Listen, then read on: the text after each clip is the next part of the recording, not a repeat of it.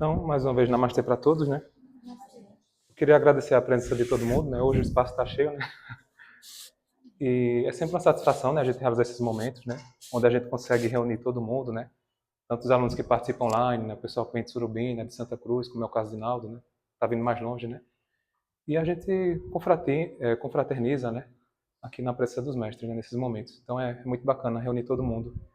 Então, o tema que eu escolhi para a gente conversar hoje é um tema que eu tenho um certo carinho, que é sobre os mestres espirituais, né? Qual o papel do mestre espiritual em nossa vida, né? A gente sempre enfatiza, né, que na prática espiritual a gente não precisa de absolutamente nada, né? Então, se a gente não precisa de nada, né, qual o papel, né, dessa figura, né, que a gente chama de mestre, né? As tradições orientais, né, todas elas, tá? A Índia, a China, o Japão, elas valorizam muito a figura do mestre. Porque se a gente for parar para pensar, né, tudo na nossa vida que a gente sabe, a gente aprendeu através de alguém, não é verdade? Desde coisas básicas, né, entre aspas, né, como aprender a escrever, né, ler. Então, tudo que você aprende foi através de alguém. Então, eles têm esse certo carinho, né, e respeito tanto pela figura do professor e o mestre, tá? Que é diferente, tá bom? Isso na concepção espiritual, né? Porque quando fala em mestre na nossa cultura é aquela pessoa que tem mestrado, tá? Mas a gente não vai falar desse tipo de mestre. É mestre numa concepção espiritual, né?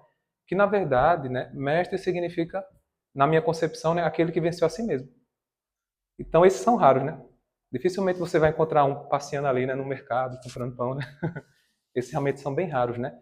E a gente tem vários exemplos, né? Madre Teresa, né? Mahatma Gandhi, né? Francisco de Assis, né? Chico Xavier, entre outros, né? Então, isso é um exemplo, né, de mestres, né? Porque são pessoas que viveram uma vida pautada em valores espirituais, né? Na caridade, né? Na renúncia. Né? E você vê na história dessas pessoas, né? Mas quando a gente fala sobre mestre, né, tem um perigo aí também. Por quê? Porque existe um mestre verdadeiro, que é esse que eu falei, né? Que seria aquelas pessoas que venceram a si mesmo,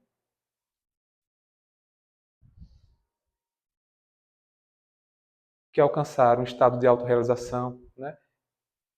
E existe o mestre falso. Nem deveria se chamar mestre, né? Mas como essas pessoas se intitulam assim, né? A gente vai conversar sobre isso. E os mestres espirituais.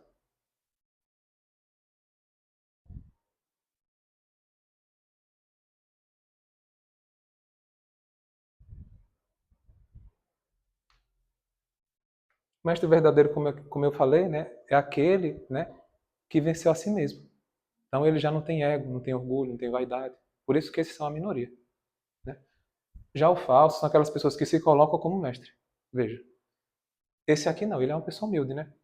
Vi do exemplo de Jesus, né? A gente tem um exemplo claro, né? Todos os milagres que ele realizava, ele sempre pedia para as pessoas não falar nada, né? Muitas vezes ele dizia, tua fé que te curou, né? Não fale nada, né? E as pessoas falavam, né? Já o mestre falso, ele é aquela pessoa que gosta de aparecer, sabe? Então ele está sempre se afirmando. Então quando vocês encontrarem uma pessoa assim que sempre se afirma, desconfie, né? Porque quem realmente é bom, né? Quem tem conhecimento não faz esse tipo de papel, né? Ah, eu sou muito bonzinho, né? Eu faço isso, faço aquilo, né? Poxa, precisa disso? Não, né? Mesma coisa aquela questão da caridade, né? Que a gente falou na aula recente, né? Pessoas que vai fazer uma caridade tem que tirar selfie, tem que aparecer, né? Então são coisas que não tem necessidade, né? Aí mais uma vez o exemplo de Jesus, né? Que fazia ali, né? Seus milagres e sua fé te curou, né? Ou não fale nada para ninguém. Né? Então a gente tem um exemplo bem claro, né? Até na história do Buda também, né? É interessante porque os discípulos do Buda eles tinham algumas capacidades paranormais e alguns gostavam de aparecer para as pessoas, né? E como isso acontece, né? Se a gente for parar para pensar, né? Uma pessoa que vive no caminho espiritual, né? Como eram os monges no passado, né? Eles conseguem desenvolver certas capacidades que estão além das capacidades dos cinco sentidos que a gente utiliza, né? Então alguns tinham muita vaidade, aí queria aparecer suas capacidades para outras pessoas, né? E quando o Buda sabe, ele repreende todo mundo. Não, não é por aí, né? Então veja, né? O exemplo do mestre, né? Humildade, né? E hoje eu percebo que as pessoas têm essa necessidade de poder, né? Uma fome, né? Para liderar, para estar à frente de algo, né? Por isso que tem aquele ditado, né? Mente vazia, oficina de coach, né? Tem esse ditado aí. Porque as pessoas estão querendo dar uma de mestre, né? Mas não tem as qualidades necessárias, né? Que é a humildade, a autorrealização, né? E o amor. Então, você observando essas pessoas, você já consegue saber, né? Quem realmente está aqui, né? Entendeu? Então, voltando às tradições orientais, né? Então, eles têm esse carinho com a figura do mestre, né? Por quê? Porque esse personagem aqui, ele tem um papel, tá? Tem uma função, digamos assim, né? Tem um filme muito interessante para vocês assistirem. Eu vou colocar aqui o nome. Eu já compartilhei no nosso grupo. É O Fio da Navalha. Ó, o Fio da Navalha. Por que esse filme é interessante? Porque vocês vão ter essa visão de um mestre verdadeiro. O que é que ele faz, né? Qual o papel dele, né? A história, ela vai girar em torno de uma pessoa, né, que está totalmente perdida, né?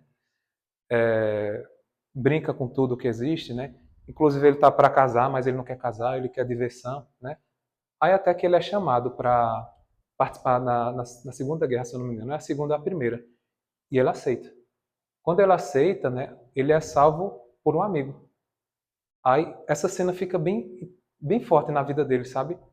Ele vê o amigo dele morrendo para dar vida por ele, né? Ele fala, poxa, o que é que eu estou fazendo da minha vida, né? O tempo todo brincando, né? Farrando, né? Aí ele começa a refletir sobre um sentido maior, né? Aí ele começa a buscar, né? Ele diz que não está preparado para casar, né? Pede um tempo, né? E ele começa a fazer uma peregrinação. Então ele vai embora, né? E nesse processo ele conhece um amigo, né? Trabalhando numa mineração, se eu não me engano. E esse amigo vai falar para ele sobre um livro. Que inclusive é a Bhagavad Gita, se eu não me engano. Ele fala, olha, esse livro aqui, né? Mas o amigo dele tem um ciúme danado, né? De emprestar. Mas ele acaba cedendo, né? Mas ele fala, você só vai entender se você for para o mestre lá na Índia. Você tem que ir para lá, porque é ele que vai te ensinar essa leitura aqui. Aí ele, beleza, pega e vai para a Índia, né? Totalmente perdido, né? Buscando um sentido, né? E, assim, apesar de ser filme, né? Que foi baseado no livro, muitas pessoas fizeram isso no passado e faz ainda hoje, né? Sai, né? Em busca de uma pessoa que possa apontar um caminho, né? Uma direção, né? Porque a pessoa por si só, muitas vezes, ela não consegue encontrar as respostas, né? Foi o que ele fez, né? Ele vai para a Índia, né? E quando ele chega lá, né? É como se o mestre já estivesse esperando ele, né? Ele abre aquele sorriso, né? Seja bem-vindo, meu filho. Aí ele começa a estudar lá, né? Com o pessoal, né? No mosteiro, né? Veja, passado um tempo, o que é que o mestre faz? Pronto, agora você já conseguiu entender esse texto. Agora você vai lá para aquelas montanhas e vai ficar lá sozinho. Aí ele sobe, os Himalaias, já tem um canto lá pronto, né, preparado. Um frio danado, né, ele vai lá e fica lá. Aí ele fica um tempo lá. Mas por que o mestre fez isso? Mandou ele ficar lá naquele lugar isolado. Qual a opinião de vocês? Não era o suficiente estar ali no grupinho, né, lendo os textos? Por que o mestre pediu para ele se isolar? E aí? Então, para ele conhecer a si mesmo. Ele vê se realmente era aquilo que ele queria, né? Estar ali naquele meio, só isolado. Alguém concorda? Naldo? Agora, para se autoconhecer. Isso. É. Então, a ideia de colocar ele isolado é para ele acessar aquela verdade, né? Porque não basta você ler o livro, não é o que a gente sempre fala, né? Você entende a teoria e a prática, né? Então o mestre coloca ele isolado, para ele realmente ter um contato com ele, né? E ele só sai de lá quando ele realmente consegue as respostas. Quando ele não consegue a resposta, ele fica lá. Então, isso que é mestre, né? Porque o verdadeiro mestre, ele não entrega as respostas prontas, né? Ele vai apontar o caminho que vai levar você mesmo. Aí a diferença, né? Não é aquela pessoa que fica ditando regra, faça isso, faça aquilo, não. O mestre só existe para mostrar para o discípulo a sua verdadeira face. Entendeu? Então esse é o mestre. Aí coloca ele lá e depois ele vai lá visitar ele. Aí no contato, né, ele percebe que ele conseguiu as respostas. Pronto, agora você está pronto. Aí nisso ele volta para a vida dele na sociedade com outra visão. Entendeu? Mas foi necessário que ele ficasse ali isolado, né, em contato consigo mesmo, né? Porque o verdadeiro mestre, ele habita dentro de cada um de nós. Ele não está fora, né? Esse aqui, ele só existe para lembrar você disso. Ele aceita essa função para lembrar que o verdadeiro mestre está dentro de cada um de nós. Aí quando você descobre, pronto. Aí você se liberta. Então, isso é mais ou menos um resumo, né, sobre esse filme aqui, O Fio da Navalha, mas é importante vocês assistirem depois. Entenderam? Aí, na Índia, né, a gente tem a palavra guru.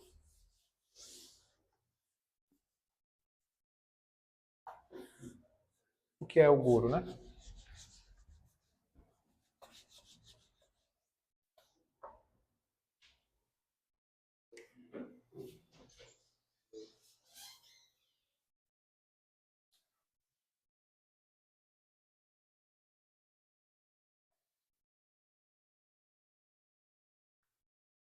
Então, essa palavra gu, ela significa escuridão.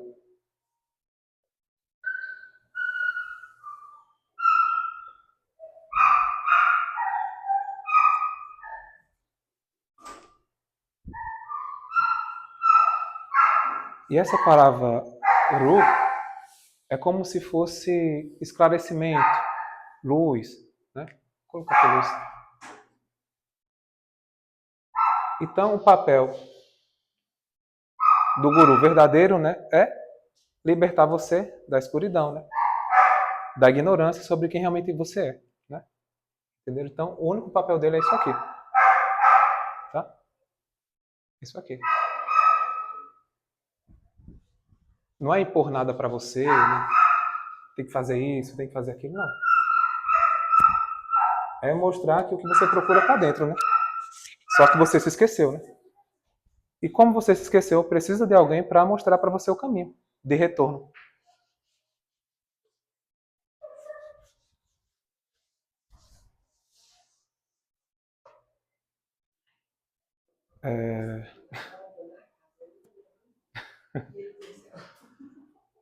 Agora eu vou falar a diferença, né?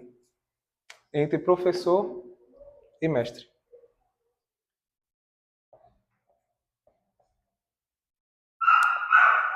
Em síntese, os dois ensinam, né?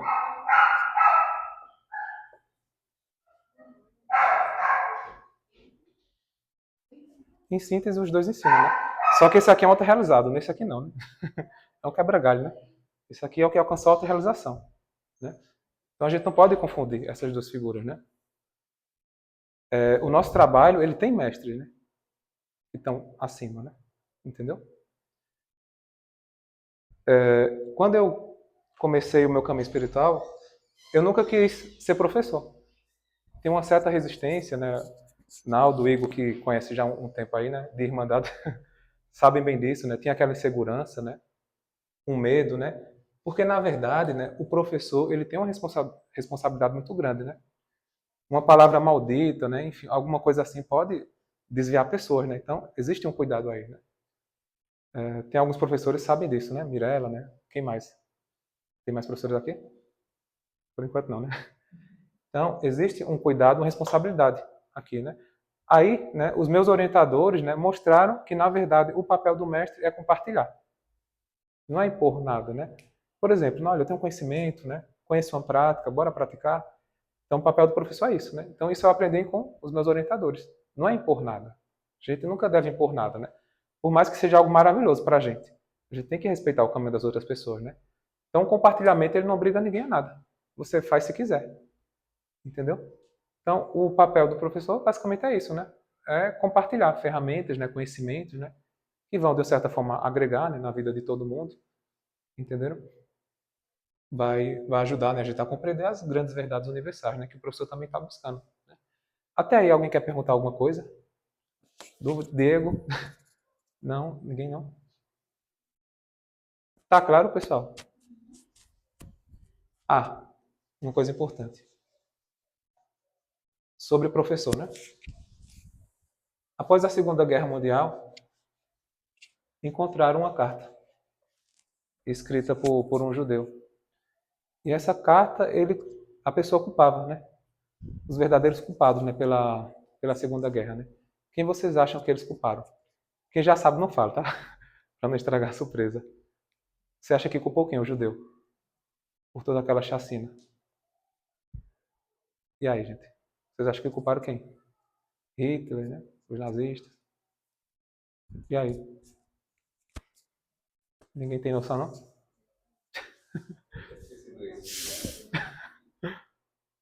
Hitler, né, os nazistas, né? Esse judeu culpava os professores. Veja, culpava os professores daquela chacina. Por quê? Quem era que torturava? Eles. Ele percebeu que era médico, fazia experimento, era enfermeiro, também fazia experimento, né, junto aos médicos, era engenheiro, que bolava lá umas máquinas de tortura. Então era todo esse pessoal formado por professores. Então esse judeu falava, né, cadê a humanidade, né? Que essas pessoas cresceram com puto intelecto e esqueceram de ensinar para ele a humanidade. A coisa mais essencial. Os professores não ensinaram para essas pessoas, né? E era médico, advogado, né? Tudo lá, participando das torturas, né? Eram pessoas que tinham conhecimento, né? Tinham formação. É isso que vocês têm que entender. O que é que se estava ensinando para essas pessoas em sala de aula, né? Entendeu? Então veja a situação, né? A responsabilidade, né? É uma coisa para pensar, Mirella. Aí é isso, né? É bem impactante, né? A gente for parar para pensar, né? Entendeu? Quando eu comecei a ter contato, né, com a filosofia oriental, né? Comecei estudando, né? Tinha assim muita afinidade, né, com aquela cultura, né, com alguns costumes, as práticas, né, até músicas. E eu comecei estudando, né, por vontade própria. Aí todos os livros sempre tem a figura do mestre. Mas, poxa, eu tenho que buscar um mestre agora, né? Fui pro Bhagavad Gita, né? A gente tem o Arjuna, né? Não, Arjuna não, o Krishna orientando o Arjuna, né? Que é um mestre também, né? Aí lia Vivekananda. Vivekananda tinha o mestre dele, Ramakrishna. Aí fui ler o Yogananda. O Yogananda tinha o mestre dele, né? Isso não é possível, né? Então, mesmo essas almas, né, tendo um conhecimento assim elevado, né, ainda assim eles tinham orientadores para auxiliar ele, né? Só que eu nunca encontrei, né? Entendeu? Porque como são pessoas raras, né, você não encontra assim na esquina, né? Então continuei estudando, né, praticando, né, ali na minha busca individual, né? Aí um certo momento, né, quando eu comecei a praticar meditação, né, realmente de forma assídua, né, sozinho, né? Aí eu comecei tendo algumas percepções, né? Uma delas, né, isso há 10 anos atrás, né, por aí, tá? Há 10 anos atrás, aí foi quando eu ali meditando, não senti uma presença de um indiano ali do meu lado. Era uma coisa bem nítida. Eu não consegui ver, mas eu sabia que estava ali do meu lado. Aí quando eu meditava, ele começava a passar algumas orientações, né? Eu ficava achando que era coisa da minha cabeça, né? Não é possível, né? Acho que eu estou, né, imaginando, criando alguma persona, né? Enfim, ou um consciente coletivo, né? Sei lá. Aí pensava que era esse tipo de coisa, né? Aí continuou, né? Mas era sempre pontual, né? Meditava, aí essa presença estava lá. Entendeu? Aí, passado um tempo, né, ainda com as minhas dúvidas e inseguranças, né, eu comecei a trabalhar com o Reiki, né? O Reiki é uma terapia que utiliza a imposição das mãos, né, para promover cura, relaxamento, né? Comecei a trabalhar com o Reiki, né, porque eu queria fazer algo que eu pudesse ter o meu sustento material e, ao mesmo tempo, né, ajudar as pessoas, né? Não me conformava a fazer qualquer coisa, né? Eu fui para o Reiki. Aí, nesse período, né, eu consegui ter uma salinha no espaço de juventude, né? Então, uma vez por semana eu ia lá e fazia o meu reiki, né? Aí, nesse tempo, tinha uma professora que ela dava aula de música, né? Dava aula de música. Aí, essa professora, né? Ela era, assim, bem perturbada, né? Começou a dizer que vinha umas coisas tronchas na minha sala. Isso não é possível, né? Sabe? Mas ela dizia que era médium, que era não sei o quê, né? Uma pessoa evangélica, né? E começava a falar coisa, né? Não sei se era para acabar ali o trabalho que eu tinha, né? Que de certa forma a gente dividia, né, o mesmo espaço, né? Ela dava aula de música e eu fazia o meu reiki. Aí eu ficava pensando, Deus, quer que eu estou fazendo alguma coisa errada, né? Porque lá eu tinha uma sala específica só para fazer reiki. Aí, então eu ficava com a chave, né? Como tem uma movimentação de jovem, né, o tempo todo, né? Então eu tinha essa sala só para fazer reiki, né? E essa professora começou a embaçar, né, durante o tempo, né? Aí eu fiquei com aquela pulga atrás da orelha, né, com aquela insegurança. Aí nisso, né, nesse período, a gente tinha um grupinho de meditação em Surubim que a gente fazia ao ar livre. Aí foi nesse período que eu conheci o Igor, né, o Naldo, né? Aí eu entrei em contato com o Naldo, né? Naldo, bora lá na minha salinha de reiki, né? O Naldo ele tem a clara evidência, né? Pra tu me ajudar pra ver se realmente tu tá vendo isso aí, né? Essa bagunça, né, que ela tá falando, né? Aí eu entrei em contato com o Naldo, a gente foi lá, né? Chegou lá, nada. Tudo invenção da cabeça dela, né? Então é importante a gente estar muito seguro sobre aquilo que a gente está fazendo, que a gente está buscando, porque muitas vezes um comentário, né, já é o suficiente para desviar você do caminho, né? E nisso, né, a gente ficou conversando um pouco, né, sobre espiritualidade, né, sobre Reiki, de forma assim mais livre. Aí foi a primeira vez, né, que o Naldo viu, né? Aquele mesmo ser que eu sentia quando meditava. Aí o Naldo viu ele e ele passou uma mensagem, né? Disse que ia estar conduzindo, né, o meu caminho para futuramente eu fazer esse trabalho, né? Na hora eu nem imaginava que ia dar aula, né, fazer esse tipo de coisa, né? Então ficou ali a informação, né? Fiquei refletindo, mas ficou por isso, né? E dito e feito, né? Com o tempo, né? Quando estava realmente mais maduro, né? Então eu não queria, tinha aquela resistência, né? Aí aos poucos eu fui, né? Aí realmente se intensificou, né? Quando a gente veio aqui para Limoeiro, né? Acho que faz uns 5 anos mais ou menos, né? E foi um período assim bem punk, né? Porque foi em 2020, se eu não me engano. Então a gente estava no ápice da pandemia, né? E ao mesmo tempo meu filho havia acabado de nascer. Então veja, duas demandas, né? Aí eu comecei a fazer uns trabalhos com meditação, né? A gente tinha uns momentos como esse, né? Só que menor, né? E aquele mesmo ser que sempre vinha, ele ficou mais presente, né? Me orientando, me ajudando, entendeu? Dando orientações, coisas que vão além de conhecimento que a gente pode obter aqui, né? Por isso que naquela época eu já tinha uma certa dúvida que não poderia ser eu, né? Esses pensamentos tão elevados, né? Não está vindo de mim, né? Entendeu? Por exemplo, como já aconteceu uma vez numa aula nossa, né? A gente estava... Foi antes de fazer a meditação, se eu não me engano, né? Eu estava se preparando, só que nisso entrou num debate, né? Sobre essa questão da nossa essência, né? Como é que a gente consegue compreender quem realmente nós somos, né? Quais são... Não esqueci como a aluna perguntou, não sei se foi hum, as sensações que a gente sente quando a gente compreende nossa essência, né? Ela começou a perguntar isso, né? Aí no deu não tem a resposta, né? É uma pergunta complexa, né? Você falar sobre a nossa essência, eu vou falar o quê, né? Entendeu? Não tem uma resposta, né? Pronta, né? Aí a gente meditou, né? Aí nesse dia, né?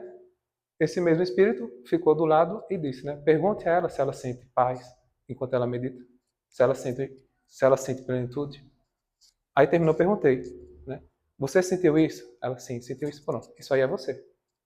Então são conhecimentos, né? Respostas aparentemente simples, mas é algo complexo, né? Que muitas vezes está além do âmbito do conhecimento do professor, né? Então, certamente ele estava vendo ali a experiência que ela estava, né? O nível de profundidade e percebeu, né? Que ela estava chegando ali no estado de paz, né? De plenitude, né? Então, esse estado de paz e plenitude é você. E é algo que vem de dentro para fora, não é algo imposto, né? Mas tem que ter experiência, né? A gente lê muito nos livros, né? Vocês sabem, né? Fala muito sobre isso, né? Mas enquanto você não tem experiência, você não vai compreender. Mas quando você tem experiência, ela pode ser pequena, mas é o suficiente para você perceber que a paz, a plenitude que você procura não está fora, né? A sociedade ela vende muito essa ideia, né?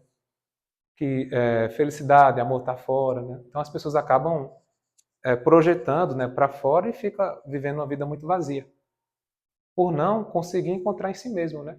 Porque é aquela coisa, né? A gente compra um objeto, sente um prazer, passa. Aí você compra outro, traz um preenchimento e assim sucessivamente, né? E fica um ciclo sem fim, né? Estou falando compras, né? Mas pode ser álcool, pode ser fumo, pode ser o sexo, né? Entendeu? São excessos, né? Onde as pessoas, num estado vazio de ser, né? Não conseguem refletir, né? Ou buscar respostas mais profundas e acabam projetando fora, né? Aí é que vem os perigos, né? Porque quando você afirma para você, a minha felicidade está em fulano, está em ciclano, aí você vai sofrer, né? Porque as pessoas mudam, né? Assim como nós, né? A gente muda, né? Entendeu? As pessoas mudam, né? Os gostos mudam, né? Os interesses mudam, né? Gosto musical, né? Entendeu? Então, se você projeta a sua felicidade em outra pessoa, você vai sofrer em um determinado momento, né? Então, a gente tem que encontrar dentro, né? Então, quando a gente encontra essa felicidade, a gente projeta ela para fora, para o mundo, né? Aí ela se reflete através dos nossos atos, dos nossos pensamentos, né? Mas começa primeiramente com você, né? Você que tem que dar o primeiro passo, né? Por isso que a prática mais importante nas tradições orientais é a meditação. A meditação, sem sombra de dúvida, é uma ferramenta para ter esse contato, né? Só que para isso, né, você tem que perseverar. Porque quando você vai meditar, o que é que vai vir inicialmente? São suas sombras, né? Medo, insegurança, tristeza, né? E você tem que estar consciente de tudo isso, né? Por isso que muitas vezes é difícil uma pessoa que tenha crise de ansiedade, que tenha depressão, dificilmente ela vai conseguir meditar sozinha se ela não tiver um acompanhamento, né? Porque quando ela for meditar, ela vai ver aquilo ali que ela tá vivendo, né? Aquela intensidade, né? Aí vem de forma intensa, né? Quando a pessoa consegue fazer esse exercício é muito bom, né? Mas é difícil, né? Aí muitas vezes é necessário um acompanhamento por fora, né? Psicológico, né? Que vão dar um suporte para a pessoa se conhecer mais profundo para depois ela poder praticar a meditação também, né? Porque por si só acaba sendo difícil, né? Quando a pessoa está nesse estado, né? Mas o caminho é por aí, né? E quando a gente fala autoconhecimento, né? Não é aquela pessoa no topo da árvore, né? Paz, né? Tranquilidade o tempo todo. Não. É um processo de tomada de consciência, né? De limpeza, né? Você vai ver muita coisa que você não gosta, né? Mas você tem que estar consciente disso, né? E enfrentar, né? Porque o autoconhecimento ele nasce assim, né? Entendeu? Não nasce quando você está ali bem, não. E muitas vezes um contato, né? Como eu posso dizer? Contato dessa forma com o nosso interior, né? Quando a gente percebe, poxa, eu estou assim, eu estou tão agitado, né? Ansioso, com pensamento de autossabotagem é importante. Porque isso aí força você a mudar, né? Então, enquanto você não aceita, você não toma consciência, né? Aí o processo demora, né? Carla fala que o processo de cura ele envolve 3 etapas, né? Dentro da abordagem que ela trabalha, que é tomar consciência, que é você perceber, né? O padrão de pensamento que você tem, né? Só que só tomar consciência adianta? Não, né? É importante, né? Aí o segundo, ela fala que é você refletir, né? Beleza, o que é que eu posso fazer agora, né? Tem essas situações aqui acontecendo, né? Ansiedade, medo, né? Aí você pensa, o que é que eu posso fazer, né? É importante, mas ainda não é o suficiente, né? A terceira etapa é a prática, né? Você toma consciência, reflete e depois age. Aí só aí muda, né? E a meditação ela proporciona tudo isso. Se você realmente se coloca receptível para ter esse contato, né, ela vai fazer com que você vá muito longe, no sentido de autoconhecimento, tá? É longe para dentro, né? Não é longe para fora, né? Porque cada vez mais você vai se aprofundando em couraças do seu próprio ser, né, digamos assim, né? E primeiro, né, vem essa parte grossa, né? Que são os medos, né, a ansiedade, né? Quando você persevera, né, você começa a chegar no estado de paz. Aí você fala, opa, né? Era isso, né? Entendeu? Aí a meditação ela tem por objetivo mostrar isso para você. Agora é um trabalho de toda uma vida, né? Quando a gente fala em meditação, não é 1 hora, 2, né? É uma coisa constante, entendeu? Quando se tem um mestre desse, é claro que ele ajuda, né? Mas a gente tem que fazer a nossa parte, né? E eu sempre, quando eu estudava os textos orientais, eu via muito essa frase, né? Que quando o discípulo está pronto, o mestre aparece, né? Eu pensava que era só uma história, né? Uma fantasia, né? Mas de fato, né? Entendeu? Aparece e muitas vezes nos ajudam, né? Porque você pode, muitas vezes, não ter, né, aquela figura lá que a gente falou, né, o mestre verdadeiro, mas o mestre espiritual, né, que é mentor, né, como as tradições falam, anjo da guarda, todo mundo tem, né? Então, quando você está receptivo, vem a ideia, né, vem informação, né, às vezes um insight, né, e você começa a pensar diferente, né, a partir disso, entendeu? Porque eles estão lá, né, ajudando, né? Só que nosso padrão normal é difícil, né? Porque a gente está tão preocupado, né, com a mente cheia, que a gente não dá um espaço, né, para que a informação venha, né, a gente possa captar esse tipo de informação mais elevada, né, para nossa transformação, né, para nosso autoconhecimento, né. A gente fica muito preso ali, né. Situações corriqueiras, né, de trabalho, estresse, né. Aí você tem que silenciar a mente, né, para realmente elevar o seu padrão, entendeu? Então basicamente é isso. Alguém quer perguntar alguma coisa, quer falar? Ninguém? Naldo? Então, eu acho que era essa a mensagem, né. Queria mais uma vez agradecer a presença de todos, né. E agora a gente vai dar continuidade com a palestra do Igor. Aí tu cancela, Igor?